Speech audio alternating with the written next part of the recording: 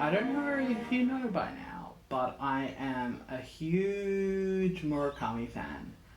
And I recently finished reading Killing Commendatore, which is about a portrait artist.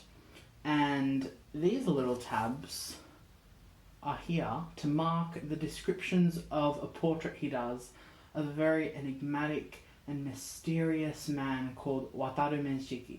I've seen a few interpretations online, and I just want to be really honest, none of them are good. The painting is clearly incredibly abstract. You can't tell that it's a person. And all of the portraits I've seen are very, very person-y, person-forward. You can tell. They're not abstract. They're very representational. So I thought that I would take a stab at it. People who read this book would know what I'm laughing for. Yeah, so I've set up some brown craft paper, old art school style. I'm going to be doing it in acrylics rather than oils because nobody has time for oils right now. As much as I love oil, it is not a time for oils. So I'm going to read to you the passages that are about the painting and get into it, and then we can have a little chit chat at the end and see how I went, how I felt about it, if I enjoyed the process, who knows. I really want to give you a better look into an artist's mind rather than what they just make on time-lapse, because I feel like a lot of the YouTube artists I watch, I really enjoy seeing people like Lee Alexson and Holly Exley and Fran Meneses talk about their doubts, their fears, what they don't like about their process, what they're changing. I love the process. It's also like that same, it scratches that same itch of looking at people's sketchbooks, you know? So, without further ado, here are the passages. As I stared hard at this black and white framework, an image of a colour I should add came to me.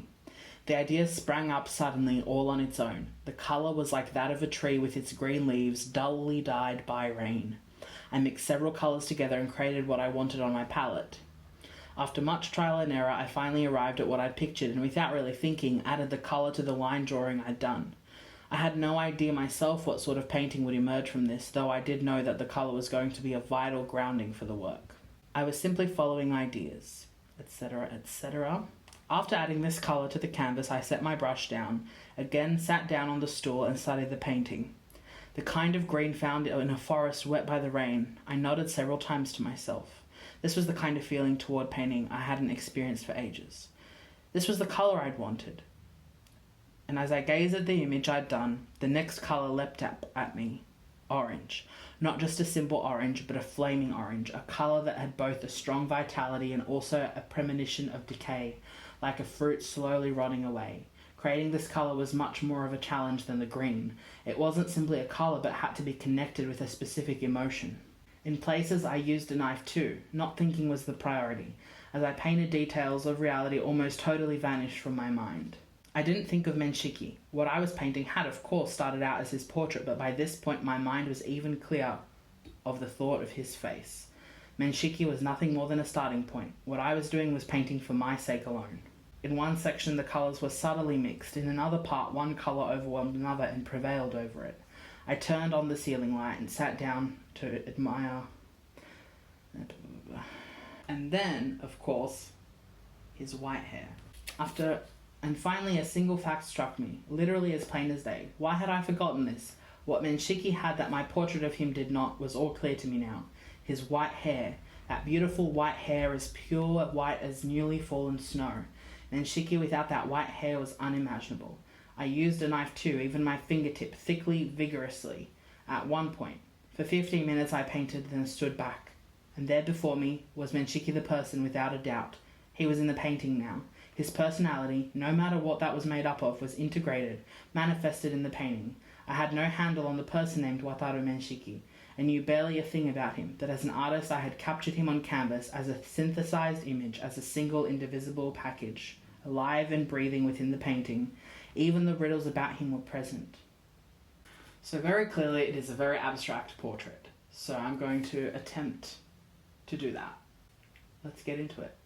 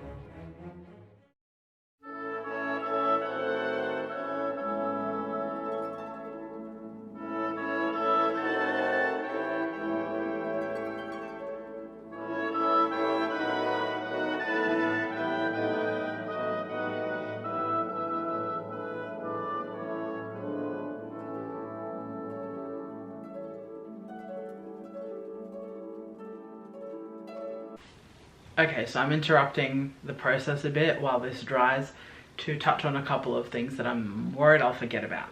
So normally with acrylic you don't start dark to light, but because the artist, who in the book is nameless, sits in front of his canvas with a black sketch on white canvas, so this is slightly different, but I find it difficult to work on just pure white, so whatever.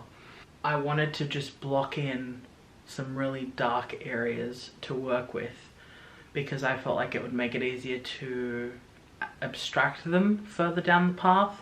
I've put in some really harsh shadows. It looks quite a lot like a portrait of Picasso that he would have done of himself at like 40. So I don't know how to feel about that. But this is where I'm at so far. Once it dries, I'm gonna start putting on the bright orange and the nice green and then the white hair.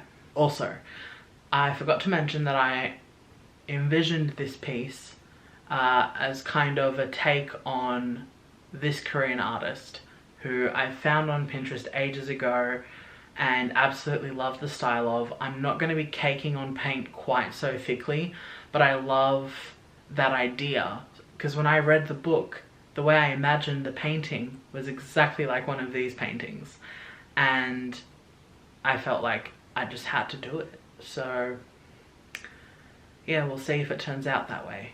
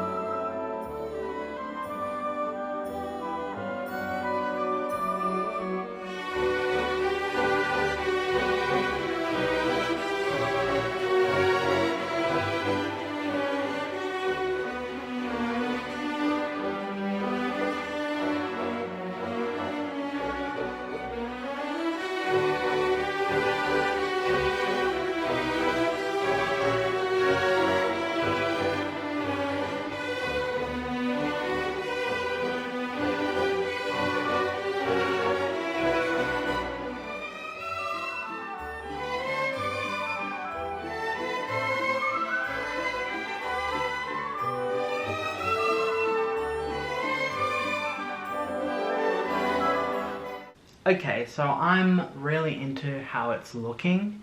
I feel like it still looks like a portrait without pushing into pure abstraction too far, if that makes any sense. It also gives me some Francis Bacon vibes, which I'm not sure about. But in the viewfinder of my camera, the reflection is really cool. So that's a really good tip for artists. If you want to see how your painting or drawing or sculpture or whatever change the angle, which is what the guy in the book does when he realizes that he needs to add white hair, which I'll do in a minute, I'm just letting the paint dry. Step back, turn your painting upside down.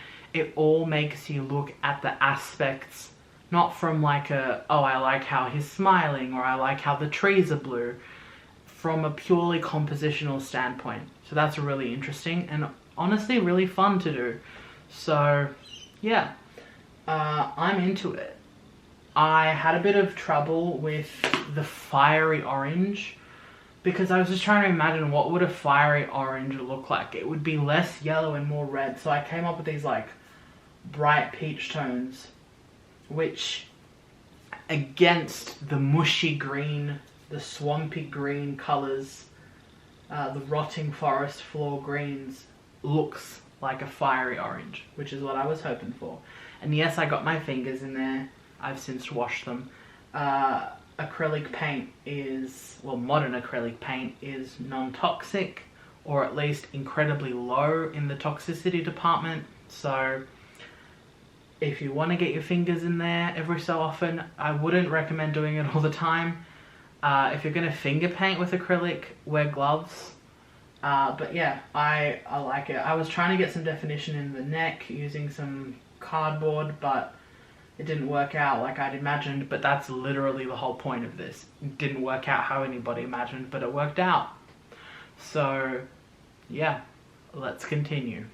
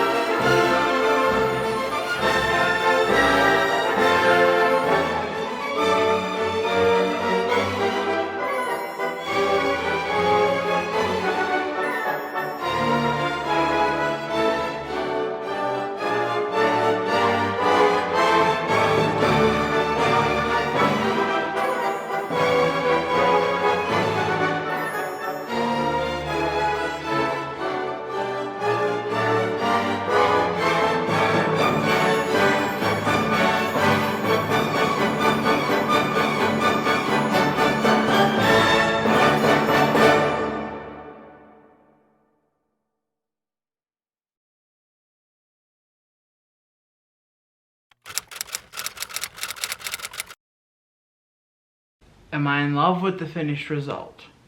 No. Did it turn out like I was imagining in my mind? Also no. Was it really fun to do? Yes. Do I still think it looks good?